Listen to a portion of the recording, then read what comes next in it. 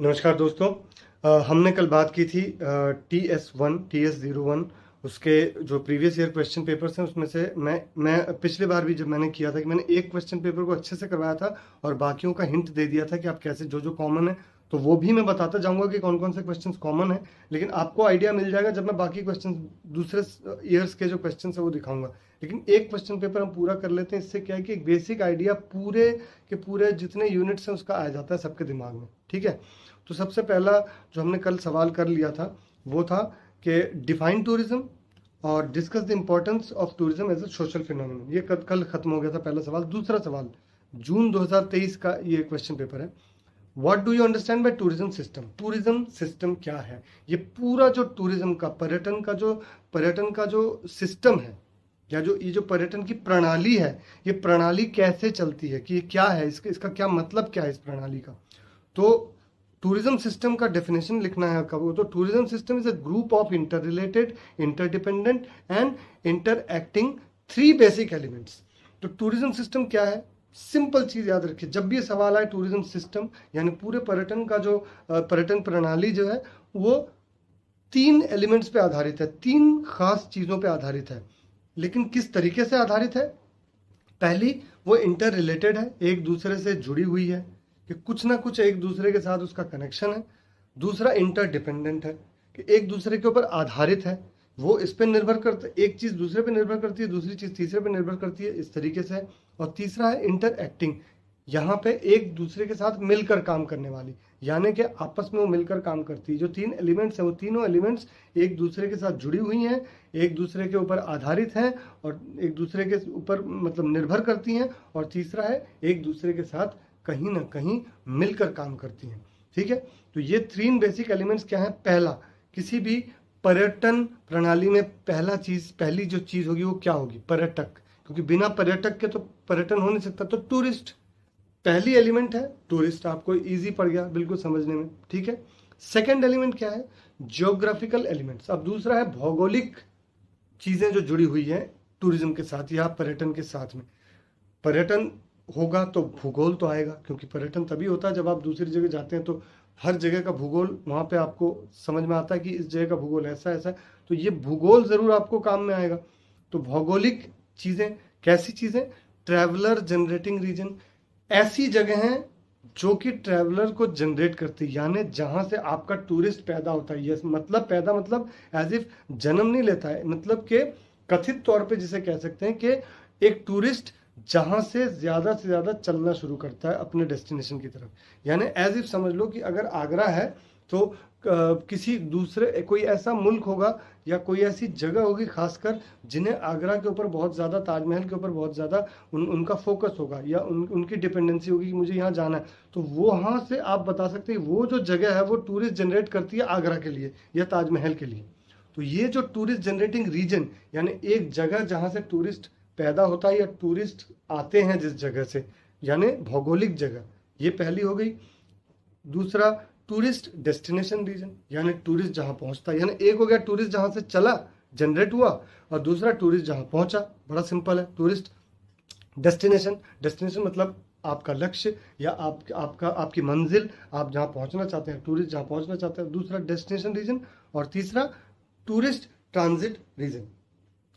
Transit route region कौन सा होता है? जिसमें से टूरिस्ट गया। सीधी बात, आप घर से निकले, मैं एक छोटा सा एग्जांपल दे रहा हूं, आप घर से निकले, पहले आप टूरिस्ट, पहला एलिमेंट खत्म हो गया। दूसरा भौगोलिक, क्या कौन कौन सी कारण है? आप टूरिस्ट के हिसाब से आपकी उत्पत्ति हुई कहां से? एज इफ समझ लो मैं कलकत्ते में रहता हूं तो मैं कलकत्ता से मेरी उत्पत्ति हुई। I am a tourist and I have been generated from Kolkata. Now I first thing हो गया कि tourist generating region. Second is tourist destination region. अब I am eager to go to Agra to see Taj Mahal, तो क्या हो गया? माई डेस्टिनेशन, जो tourist destination region कौन सा हो गया? My destination region will be Agra Taj Mahal. And third thing is transit route region. Transit route region, now the transit route region is the way through which or via which I am reaching from my home or my generation place to my destination place। मतलब के जहां से मैं एक tourist की उत्पत्ति हुई और जहाँ पे टूरिस्ट पहुंचा, इसके बीच का जो रास्ता है, ये जो रास्ता जनरेट हुआ कि मैं दिल्ली से गया आगरे में, मैं कलकत्ता में अपने घर से कैब पे चढ़ा तो मैं हावड़ा पहुंचा, हावड़ा से ये पूरा ट्रांजिट रूट है कि हावड़ा में पहुंचा, हावड़ा से मैं ट्रेन पे चढ़ा, वहाँ से मैं दिल्ली पहुंचा, दिल्ली से मैं आगरा पहुंचा, ये पूरा मेरा ट्रांजिट रूट है। तो ये 3 चीज़ें आपकी आ जाती हैं ज्योग्राफिकल एलिमेंट्स में। और तीसरा क्या है, एंड टूरिज्म इंडस्ट्री, यानी जो पर्यटन, जो हमारा पूरा का पूरा इंडस्ट्री है पर्यटन की, जो पूरी प्रणाली, पूरा का पूरा सिस्टम जो है पर्यटन का, हमारा जो पूरा का पूरा व्यवसाय पर्यटन का है हमारा, वो ये तीन चीज़ें याद रखिए। टूरिस्ट हो गया, दूसरा ज्योग्राफिकल जो रीजन्स हो गए यानी ज्योग्राफिकल एलिमेंट्स हो गए, और तीसरा आपका हो tourism industry. That together form a single functional structure, ये तीनों मिलकर एक सिंगल फंक्शनल स्ट्रक्चर कंप्लीट करते हैं जिसका नाम है टूरिज्म सिस्टम।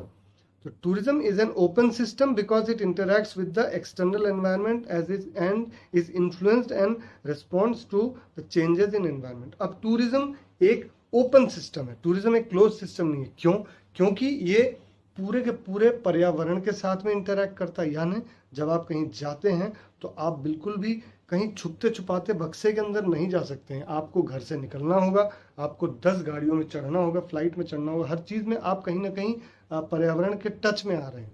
तो ये क्योंकि इसीलिए एक ओपन सिस्टम है, खुला हुआ सिस्टम है, ये पूरा का पूरा एक खुली प्रणाली है जो कि विथ इंटरैक्ट विथ एक्सटर्नल, आप बाहरी जो पर्यावरण है उसके साथ आप इंटरैक्ट करते हैं, ठीक है। And is influenced and respond to the changes in environment, मतलब इन्फ्लुएंस होता है और रिस्पॉन्ड भी करता है बाहर के एनवायरनमेंट के हिसाब से। सिंपल सी बात बताता हूँ, अगर बहुत ज़्यादा बरसात है तो आप कभी भी अपनी बाइक को लेकर लद्दाख या स्पीति नहीं जा पाएंगे, क्योंकि वहाँ पे लैंडस्लाइड्स होते हैं। इसका मतलब क्या हुआ, आपने तो पर्यावरण के साथ इंटरैक्ट किया, यानी आप अपनी बाइक लेकर पर्यावरण के बीच में से जा रहे हैं, आप दोनों मिल रहे हैं, आप पर्यावरण को फील कर रहे हैं। लेकिन अगर पर्यावरण अगर इन्फ्लुएंस कर देता है, वो अपनी धाक जमा देता है, या वो अपनी चलाने लगता है कि भैया मैं तुम पे अपनी ताकत दिखा रहा हूँ, या तुम पे अपनी धाक जमा रहा हूँ, और या फिर चेंजेस इन एनवायरनमेंट, कोई किसी भी तरीके का परिवर्तन होता है आपके वातावरण में, तो वो आपको ज़रूर इन्फ्लुएंस करता है और आपको कोई भी आपके किसी भी काम को पर्यटन में वो रोकता है या सुचारू रूप से जाने देता है, ठीक है। The tourists are the actors in the system, as it is they who initiate the act of travel, enjoy the experience and recount the fond memories। Tourist जो होता है वो इस पूरे सिस्टम का अभिनेता होता है। ये टूरिज्म का जो सिस्टम है, मैंने वही बताया कि सबसे ज़रूरी जो है वो टूरिस्ट है। तो टूरिस्ट जो होता है इस पूरे सिस्टम का अभिनेता होता है। क्यों? क्योंकि वो initiate the act of travel, वही अपनी यात्रा को इनिशिएट करता है, यात्रा को शुरू करता है कि आखिर तक ले जाने के लिए, वही इस यात्रा को एक जन्म देता है अपने डेस्टिनेशन पे या अपने मंजिल पर पहुंचने के लिए। वो एक टूरिस्ट अपनी यात्रा को इनिशिएट करता है, स्टार्ट करता है, चालू करता है। एंजॉय द एक्सपीरियंस, जब वो इस पूरी यात्रा में रहता है तो पूरे इस एक्सपीरियंस को एंजॉय करता है, जितना भी इसका जो पूरा एक्सपीरियंस रहता है, एक अपने जहाँ से जनरेट हुआ और जहाँ वो पहुँचा डेस्टिनेशन पे, इस बीच में जो एक्सपीरियंस उसका होता है कि उसको सारी चीज़ें, रास्ता, खाना, रहना, ये सब एक्सपीरियंस उसको मिलती हैं। And recounts the fond memories, और वो याद करता है अपनी फन और फॉन्ड मेमोरीज को, यानी वहाँ पे जाने के बाद एक डेस्टिनेशन में या अपने घर से निकलने के बाद ही जब वो जाता है तो वो पूरी की पूरी मेमोरी जो होती है उसकी खुशहाली की जो मेमोरी है उसे वो हमेशा याद रखता है। वो हमेशा ही याद रखता है कि मैं वहाँ गया था, ऐसी अच्छी जगह रहा है, मैंने अच्छा खाना खाया और मैंने ये वाला डेस्टिनेशन देखा अच्छे से। The three geographical elements in model examine the source market of tourism, traveller generating region, route transit region, and consisting of the activities and attractions to be visited in route। 3 जो elements हमने बताए हैं, जो 3 elements बताए हैं, geographical elements 3, अभी थोड़ी देर पहले मैंने बताया कि भौगोलिक कौन कौन से हैं। एक तो आपका टूरिस्ट जनरेटिंग रीजन हो गया, एक टूरिस्ट डेस्टिनेशन रीजन, एक वाया रूट रीजन जो होगा जिसके थ्रू से जाता है बंदा। तो the 3 geographical elements in model examine the source market of tourism, ये तय करते हैं कि टूरिज्म का सोर्स मार्केट क्या है, कहाँ से टूरिस्ट आता है, कहाँ को टूरिस्ट जाता है, कौन से रूट से जाता है, ये पूरा तय करती है ज्योग्राफिकल एलिमेंट जो है उसका। वो 3 एलिमेंट्स, टूरिस्ट, ज्योग्राफिकल एलिमेंट और तीसरा क्या था आपका, टूरिज्म इंडस्ट्री। तो टूरिज्म इंडस्ट्री, टूरिस्ट और ज्योग्राफिकल रीजन। अब ज्योग्राफिकल रीजन जो हो गया, वो ज्योग्राफिकल रीजन जो है वो डिसाइड करता है, जो ज्योग्राफिकल एलिमेंट्स जो हैं वो डिसाइड करता है कि सोर्स ऑफ टूरिस्ट कहाँ से आ रहे हैं, ये सोर्स कहाँ का है टूरिस्ट का, कहाँ जाता है। ट्रैवलर जनरेटिंग रीजन, मैं वही बताया कि टूरिस्ट कहाँ से, ट्रैवलर कहाँ से उत्पत्ति होती है उसकी। द ट्रांजिट रूट रीजन, किस रूट से वो जाना और आना पसंद करता है। Consisting of the activities and attractions to be visited in route, और इस रूट के बीच में वो कौन कौन सी एक्टिविटीज करता है, कौन मतलब कहाँ रहता है, कहाँ घूमता है, कहाँ खाना खाता है, कोई कहाँ खरीदता है, और अट्रैक्शंस की कौन कौन सी चीज़ों को वो देखना पसंद करता है, इन चीज़ों। And the destination of visitors which is where the motive for undertaking a journey is found. वही तीसरी कि ट्रैवलर्स डेस्टिनेशन रीजन जो है कि वो डेस्टिनेशन जहाँ पे विजिटर जाता है, which is here the motive for undertaking a journey, जिसकी वजह से उसे मोटिवेशन मिलती है, उसे प्रेरणा मिलती है कि वो एक जर्नी पे निकले, एक ट्रैवलर जर्नी पे निकले। ये चीजें डिसाइड कर देती हैं। Tourist, travel generating region, tourist destination region, transit route region, tourism industry, ये हो गई आपकी चीजें। यहाँ पे कहा गया है कि डिस्कस वेरियस कंपोनेंट्स, तो एक ही साथ पूरा सवाल आ गया भाई यहाँ पे कि टूरिज्म सिस्टम जो मैंने बात की थी, कि टूरिज्म सिस्टम भी मैंने बता दिया और उसके सारे के सारे एलिमेंट्स मैंने डिस्कस ही कर दिए। एक ही साथ पूरा का पूरा हो गया क्वेश्चन। मतलब मैं अलग से शायद करने वाला था कंपोनेंट्स के बारे में, लेकिन ये सारा का सारा हो गया, उसके अंदर ही में आ गया आपका। ठीक है, और थोड़ा बहुत आप फिर भी वो चैप्टर जो है एक बार थोड़ा सा देख लीजिएगा कि क्या है उसके अंदर, तो मतलब आपको और थोड़ा आइडिया हो जाएगा। लेकिन ये इतने इसी को थोड़ा सा अगर आप बढ़ा चढ़ा के लिख देंगे तो मेरा ख्याल है इनफ है आपके लिए, मार्क्स आपको मिल जाएंगे। ठीक है, तीसरा सवाल, discuss the role played by seasonality in tourism. ठीक है, अब ये आपको भी पता है कि सीजनैलिटी इन टूरिज्म क्या होती है। अगर आप एक बार थोड़ा सा देख लें, पढ़ लें, तो कोई भी सीजन किसी भी टूरिज्म के लिए बहुत ज़्यादा इंपॉर्टेंट होता है। क्यों? अगर सर्दियों में पहाड़ों पे रहने वाला इतनी ज़्यादा बर्फ़ पड़ रही है कि वो कहीं निकल नहीं सकता, कुछ कर नहीं सकता, तो उसका मन ये करेगा कि मैं थोड़ी सी गर्मी की जगह पे जाऊं जहाँ पे मैं थोड़ा रिलीफ की लाइफ जी सकूं। लेकिन वहीं पे एक बंदा गर्मियों में जो कि राजस्थान या फिर किसी रेगिस्तानी एरिया में या फिर बहुत ज़्यादा गर्म एरिया में रहता है, तो उसे ये लगेगा कि मैं थोड़ा पहाड़ पर इस वक्त घूम के आऊँ। जो अभी का टाइम है, right now the time which we are experiencing right now, कि इतनी heat we are facing such मतलब कि huge kind of an heat atmosphere around us, so we have never experienced such kind of hot weather outside since last many years। तो क्या होता है कि right now we all are eager to go to any hill station, हम सब चाहते हैं कि पहाड़ी पे जाएं, थोड़ा अच्छा वक्त बिताएं।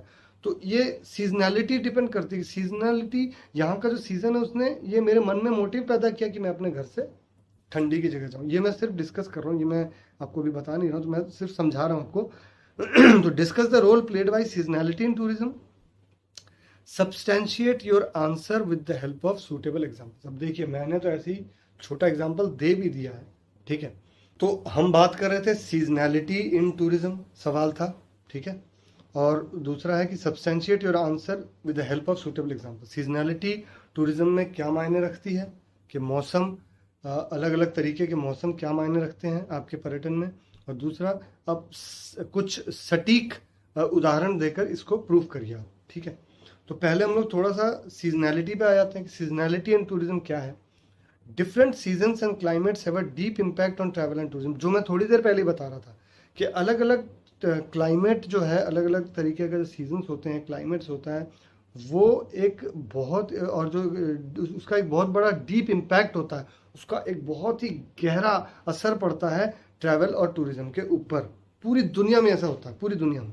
People tend to move toward hills and beaches in summer time. देख लीजिए जो मैं कह रहा था, गर्मियों में लोग बीचेस की तरफ यानी समुंदर के किनारों की तरफ और पहाड़ों पे जाना पसंद करते हैं, and to warmer places in winters, और गर्म गर्म जगहों जहाँ ठंडियों में गर्म जगहों पर जाना पसंद करते हैं। Different climatic conditions have helped India in developing hill and beach resorts.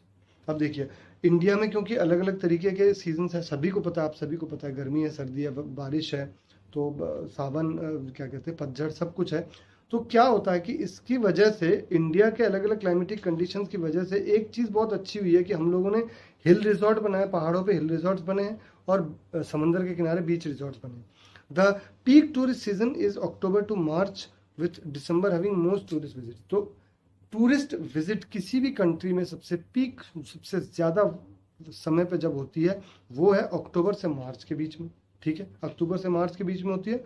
और दिसंबर हैविंग द दिसंबर के महीने में सबसे ज़्यादा टूरिस्ट कहीं विजिट करते हैं किसी जगह पे, ठीक है।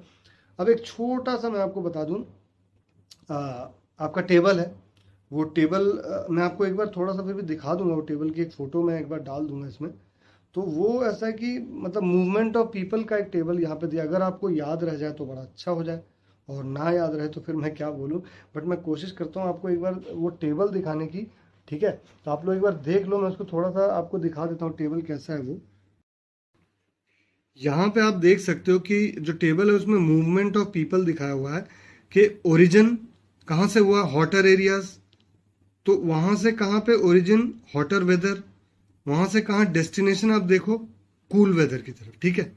तो हॉट एरियाज में जिसका ओरिजिन होता है, हॉट वेदर में जिसका ओरिजिन होता है, वहाँ से मतलब एक होता है कि एरिया ही गर्म हो जैसे राजस्थान जैसा, और एक होता है हॉट वेदर जैसे हमारे यहाँ पे अभी है, अभी हॉट वेदर है लेकिन सर्दियों में ठंड, तो वहाँ से आदमी चला जाता है कहाँ पे, डेस्टिनेशन जो है आपका कूल वेदर की तरफ चला जाता है। ये देखिए जो ओरिजिन हॉट वेदर है वहाँ से origin hot weather, origin hot area, वहाँ से आदमी चला गया डेस्टिनेशन कहाँ, कूल वेदर की तरफ, ठीक है।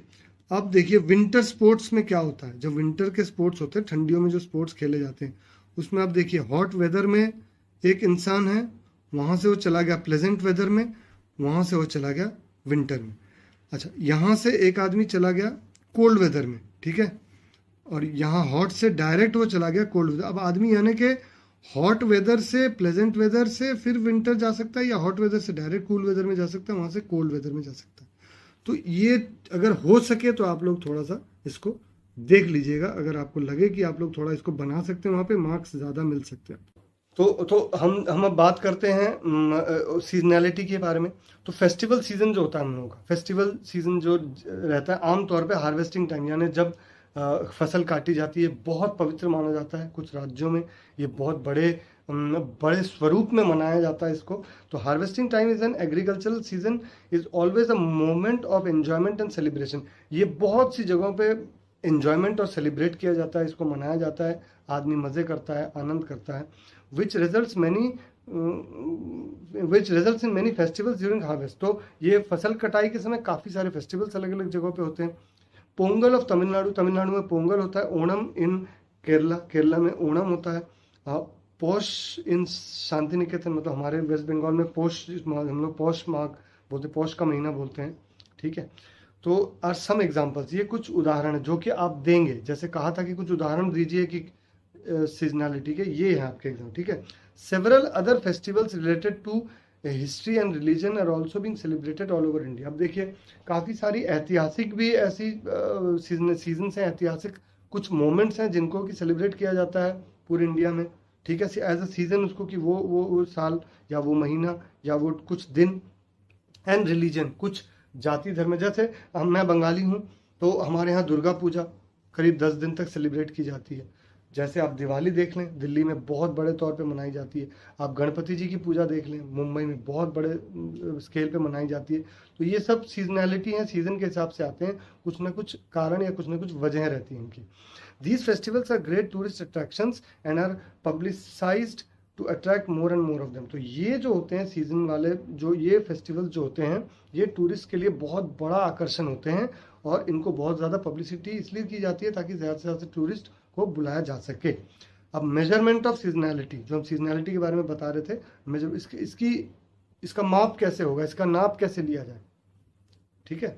The measurement of seasonality is achieve through time series. तो वक्त का कितना वक्त उसको होता है, कितने वक्त तक वो चलता है, या उस वक्त उस टाइम सीरीज को नाप के हम बता सकते हैं कि इसका मेजरमेंट कितना है सीरीज का। Time series is defined as the number of records और values of the given situation at regular intervals of time. Time series किसे बोला जाता है?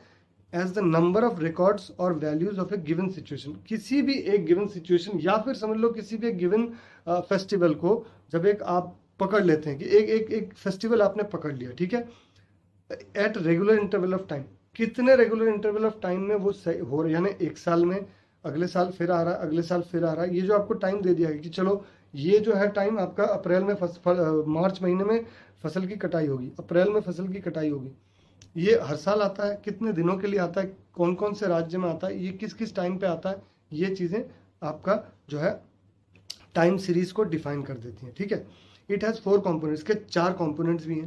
पहला है ट्रेंड, तो tendency of the series to gradually increase और decrease over a period of time. अब पहला ट्रेंड, यानी आजकल जो ट्रेंड चालू रहता है, बोलते हैं ना हम लोग कि आजकल का चालू व्यवस्था जो है जिसे कहते हैं, तो एक टेंडेंसी, ये ट्रेंड किसे कहते हैं कि वो टेंडेंसी, वो मंशा उस फेस्टिवल की या उस सीजन की, वो मंशा जो कि उसको धीरे धीरे बढ़ाती है। जैसे समझ लीजिए कि कोई फेस्टिवल 2 दिन मनाया जाता था, अगले साल वो इतना हिट हुआ कि उसको 5 दिन मनाया गया, या कोई फेस्टिवल 5 दिन मनाया जाता था, अगले साल वो चला नहीं, उसको 2 दिन कर दिया गया। ये होता है ट्रेंड उसका, कि कितना उसका ट्रेंड चला, कितना उसका ट्रेंड नहीं चला। दूसरा, cyclic movement, it represents the graph of more और less regularity about the trend, the ups and downs occurs at large intervals of time.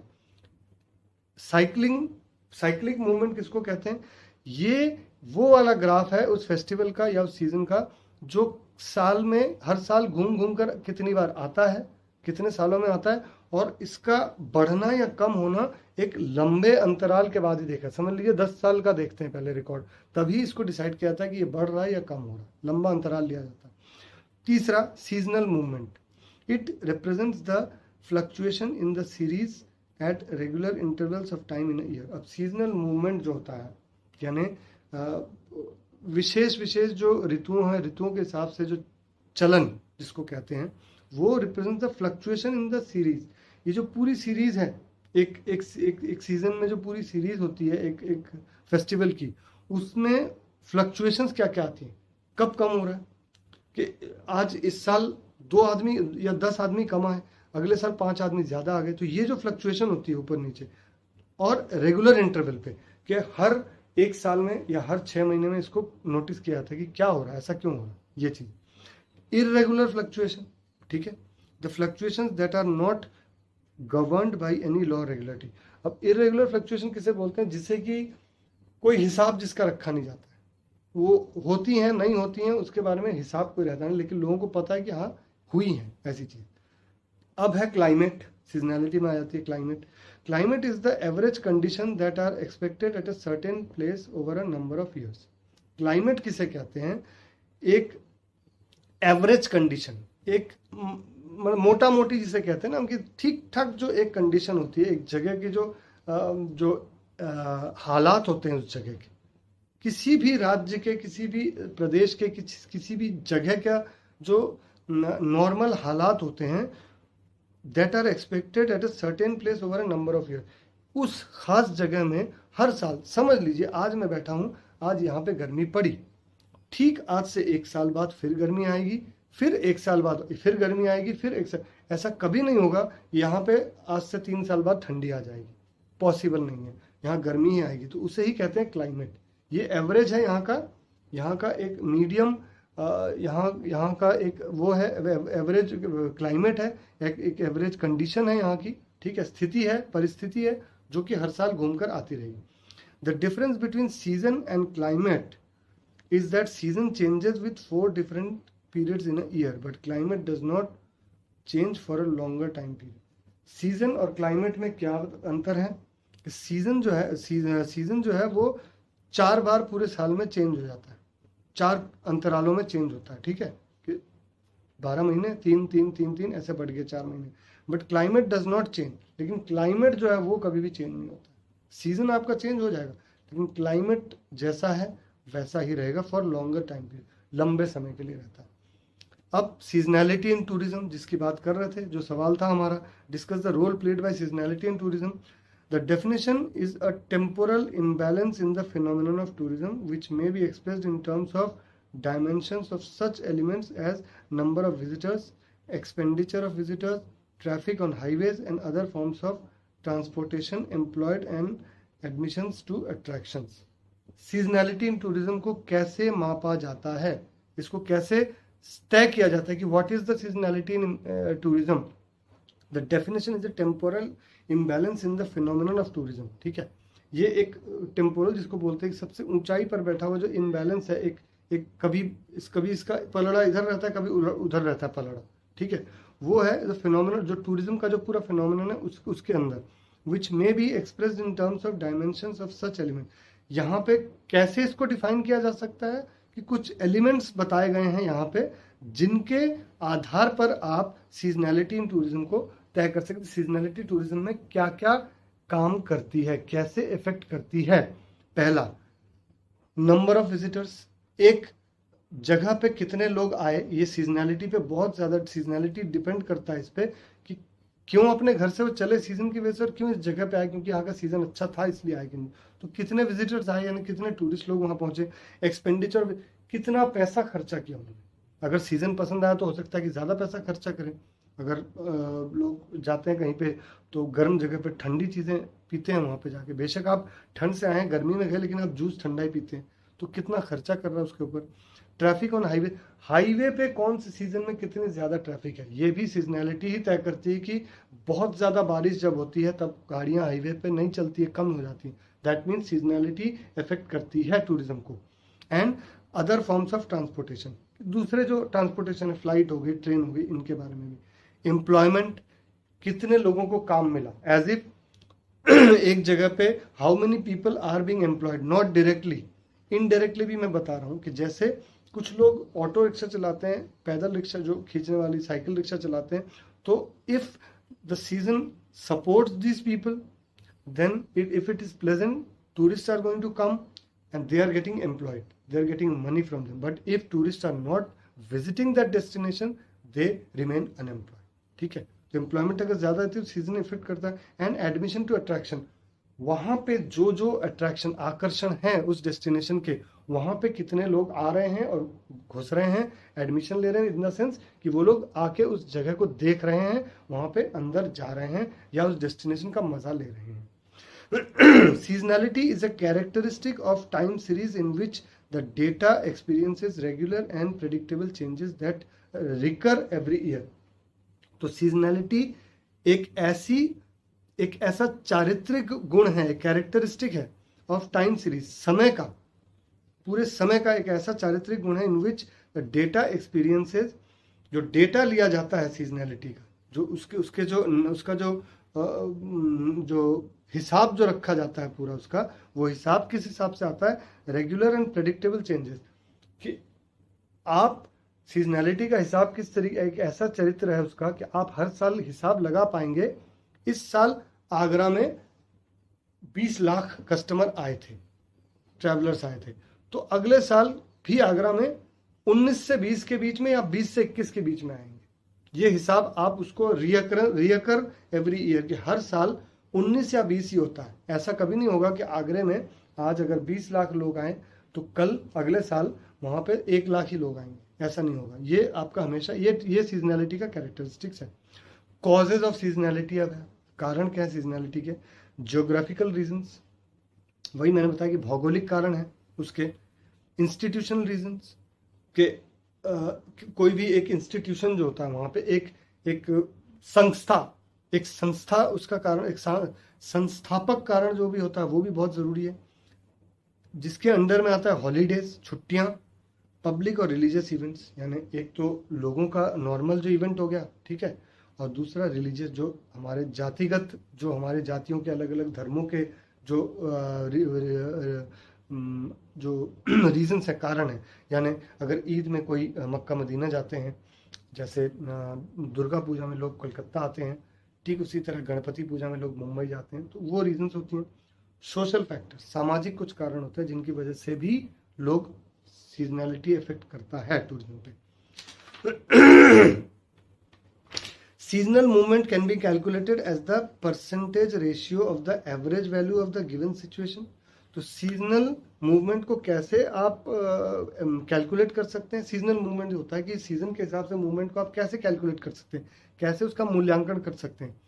Percentage ratio of the average value of the given situation, एक उस वक्त आपको जो situation दी गई है, आपको जो उस वक्त का आपका माहौल दिया हुआ है, उसके अंडर में एक एवरेज वैल्यू दी जाती है आपकी, ठीक है, एक ठीक ठाक एक बीच की एक वैल्यू आपको दे दी जाती है, अंदाजन एक जिसको बोलते हैं, एवरेज अंदाजा जिसको बोलते हैं, ठीक है। और time during the specified season to the overall average per season, time during the specified season, एक पर्टिकुलर सीजन में जो टाइम दिया गया हुआ आपको कि ये सीजन इतने टाइम का है, to the average to the overall average per season, कि हर सीजन का एक टाइम दे दिया गया आपको कि ये सीजन का इतना टाइम है, उसके साथ आपको डिवाइड करना है किसको? Overall average per season. पूरे हर सीजन में ओवरऑल एवरेज कितना होता है और उस सीजन का एवरेज कितना है, ये दो चीज, ठीक है। तो इसका एक छोटा सा इन्होंने दिया हुआ है, ठीक है, उसको सीजनैलिटी का ये आपको लिखना ही पड़ेगा अगर आता है, क्योंकि ये तो मैं आपको एक बार फिर दोबारा दिखा देता हूँ, ये थोड़ा सा याद कर लीजिएगा देख के। ये जो है आपका सीजनैलिटी जो है, ये आपका इसको कैसे करते हैं? Average value of the month M, ठीक है, उस महीने में जो क्या वैल्यूज हैं टोटल लोगों की, ठीक है, और overall average value per month, और हर महीने में कितना पूरा एवरेज उसका आता है, माने एक महीने में कितने लोग आते हैं और हर महीने में अंदाजन कितने लोग आते हैं, मल्टीप्लाइड बाई 100, मतलब उसका परसेंटेज आपने यहाँ पे निकाल दिया, is equal to total value of the month by 10, पूरे महीने का जो वैल्यू है, महीने की जो वैल्यू उसको डिवाइड कर दिया आपने 10 से, और total value for all months by 12, क्योंकि 12 महीने होते हैं, मल्टीप्लाइड बाई 10, ठीक है, इंटू 100 उसका निकाल दिया आपने। तो ये जो है, ये थोड़ा सा आप लोग इसको एक बार याद कर लेना, मैंने डाल दिया है, अगर आप लोग थोड़ा देख लो, ठीक है, इसको आप लोग देख लेना। तो आज के लिए दोस्तों इतना ही काफ़ी है। फिर हम लोग आज हमने 3rd क्वेश्चन तक कंप्लीट कर लिया है, कल हम लोग 4th 5th करने की कोशिश करेंगे, अगर मुझे वक्त मिल जाता तो मैं कोशिश करता हूँ। मैं चाहता हूँ कि आप लोगों के अच्छे मार्क्स आए, मेरे भी अच्छे मार्क्स आए, मुझे तो बड़ा मज़ा आ रहा है क्योंकि मुझे सारा कुछ याद भी होता जा रहा है आप लोगों को, आप लोगों के साथ डिस्कस करते करते, आप लोगों को बताते बताते। तो thank you so much help के लिए, और बेस्ट ऑफ लक। फिर से बार बार मैं हर वीडियो में बोलता हूँ, अच्छे से एग्जाम दीजिए, और अगर मेरे से थोड़ी भी मदद हो सके तो मैं ऊपर वाले का शुक्रिया अदा करूँगा। नमस्कार।